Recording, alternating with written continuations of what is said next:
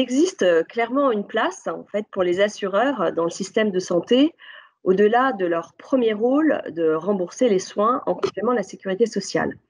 Et cette place, ce sont les services qui sont en périphérie des soins, de la maladie ou du système de santé. Alors cette idée, elle n'est pas du tout nouvelle, puisqu'il y a plusieurs dizaines d'années, les assureurs ont intégré dans leurs offres d'assurance des services de rapatriement médical, mais également des services à domicile lorsque l'on sort en fait d'une hospitalisation, et puis plus récemment en fait la téléconsultation médicale pour répondre à des demandes de consultation à tout moment. Et d'ailleurs, AXA en a été le pionnier. Alors, quels sont les principaux terrains à explorer pour répondre à des besoins complémentaires exprimés par les Français? Le premier besoin, c'est le besoin de comprendre. Comprendre leur maladie, mais également comprendre les résultats de leur examen, comprendre l'opération qu'ils vont subir, les effets secondaires des traitements, etc., etc. Et on sait tous, malheureusement, que le système de santé en France est sous tension, que les professionnels de santé n'ont pas toujours le temps d'accorder ce temps aux patients, ce temps de discussion. Et puis parfois, on le sait, pour avoir souvent eu l'occasion d'être dans un cabinet médical, que les questions nous viennent à l'esprit une fois qu'on est sorti en fait du cabinet du médecin et qu'on n'ose pas forcément en fait le recontacter et prendre un nouveau rendez-vous. Le deuxième besoin, c'est celui d'être orienté vers le bon professionnel de santé. Alors, tout le monde n'a pas forcément un médecin dans son entourage, mais en revanche, tout le monde souhaite être dans les meilleures mains et parfois d'éviter de passer de cabinet en cabinet quand on est dans une situation où le diagnostic est un peu plus compliqué. Le troisième besoin sur lesquels les assureurs ont une véritable place en fait à prendre, c'est de soutenir et de soulager le quotidien des patients qui souffrent d'une maladie grave ou d'une maladie invalidante.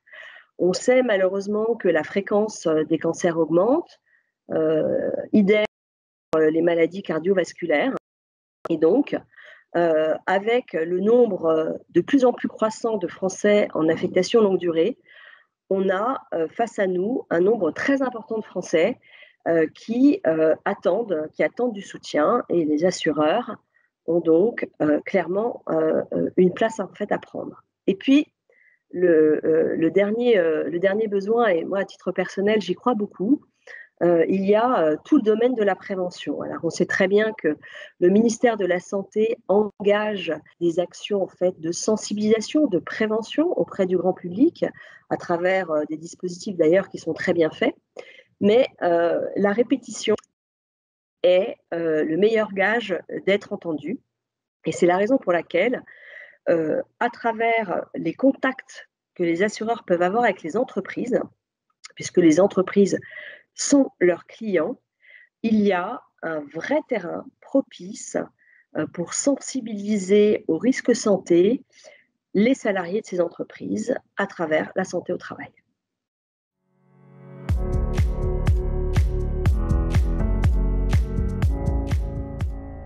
Les assureurs, et non pas parce que j'en suis un, ont une véritable en fait, légitimité.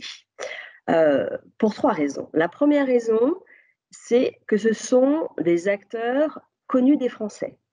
Ce n'est pas un nouvel acteur qui apparaît dans la sphère de la santé, mais cet acteur, les complémentaires santé, c'est un terme qui est connu, et la plus grande majorité des Français, heureusement, bénéficient d'une complémentaire santé.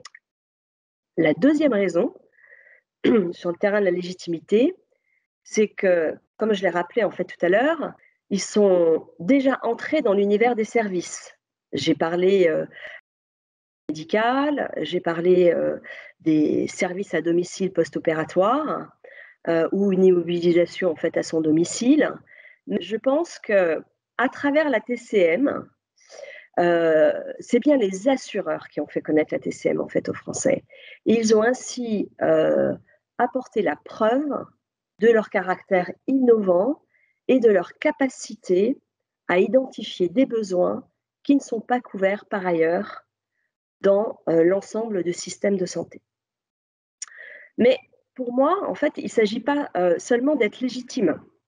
Il faut aussi que les services soient utilisés. Et pour être utilisés, ils doivent répondre à 3 principaux critères. Le premier critère, c'est la disponibilité. C'est-à-dire que les Français, quand ils utilisent en fait un service, ils ne l'utilisent pas qu'au moment d'ouverture d'un magasin. Ils sollicitent en fait un service à tout moment. C'est tôt le matin, c'est entre midi et 2, c'est après le repas, tard dans la nuit, etc., etc. Donc la disponibilité sur des plages horaires élargies est vraiment extrêmement importante. Le deuxième critère, pour que le service soit utilisé, c'est la facilité d'accès. Et pour ça, tout l'écosystème en fait du digital est extrêmement en fait important à utiliser pour permettre en fait cette facilité d'accès. Et le troisième, c'est pas quelque chose qu'on avait perçu ces dernières années, mais à travers la téléconsultation, en tout cas, nous chez AXA, on a pu l'identifier. C'est les destinataires en fait du service. Et effectivement, on s'aperçoit que dans le système de soins actuel, le bénéficiaire, c'est le patient. Mais en réalité, en matière de santé, on s'inquiète pour soi, mais aussi pour ses proches. Et c'est la raison pour laquelle concevoir en fait des services pour la personne qui souscrit en fait à ce service, mais également pour ses proches, c'est un véritable plus pour se garantir d'une utilisation maximisée.